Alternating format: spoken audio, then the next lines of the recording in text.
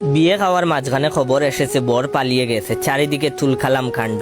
এইদিকে আমার প্লেটে মাংস কম পড়েছে, চারিদিকে চেয়েও মাংস নেওয়ার মতো কাউকে পেলাম না। অবশেষে অনেক উকিঝুঁকির পর দেখি কন্যারে গিরে সবাই দাঁড়িয়ে আছে। প্লেট হাতে নিয়ে বাবুর্চি টাইপের এক লোকরে বললাম, ভাই সাব গরুর মাংসের হাড়ি কোথায়? সে আমার দিকে তাকিয়ে কর্কশ স্বরে বলে উঠলো, ছেলেও উদাও হয়ে গেছে আর আপনি খাবারের পিছনে এখনো পড়ে আছেন। বুঝলাম না, ছেলে গেছে তো কি হয়েছে, আমারে দাওয়াত দেওয়া হয়েছে, আমি খেতে এসেছি।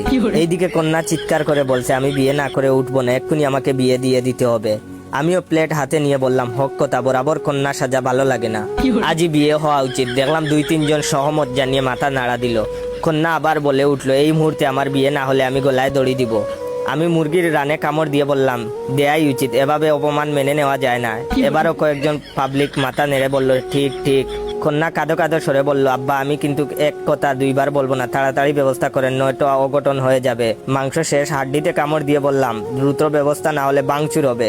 এবার সবাই মিলে আমার দিকে ঘুরে তাকালো। কন্যার বাপ আমার হাত ধরে বলল, করো কি? আমি বললাম, কিছু করি না। মাংসের হাড়িটা কোথায় বলতে পারবেন? সে টাইট করে হাত চেপে বলল, টাকা 2 লাখ দিব, ব্যবসা করবা আর এক্ষুনি আমার মেয়েকে বিয়ে করবা। আশেপাশের সবাই বলল, ঠিক ঠিক, বিয়ে করা উচিত, সহমত।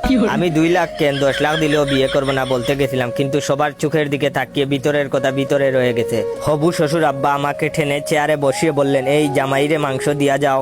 মাংস দূরে থাক, পানিও এখন গলা দিয়ে নামছে না। এ কি মুসিবতে পড়লাম।